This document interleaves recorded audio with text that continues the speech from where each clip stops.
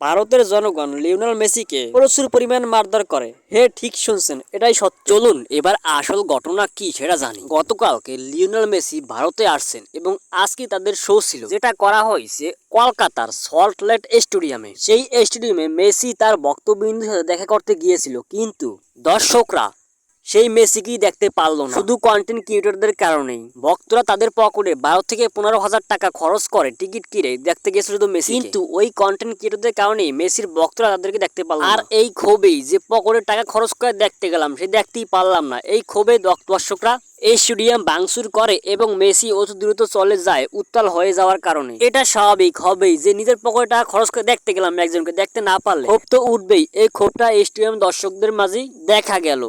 আর বাকিটা ঘটেছে আইন শৃঙ্খলা দুর্বলতার কারণেই। আমি মনে করি সব দায়িত্ব কর্তব্য যারা আছে তাদের এবং কন্টেন্ট ক্রিয়েটরদের।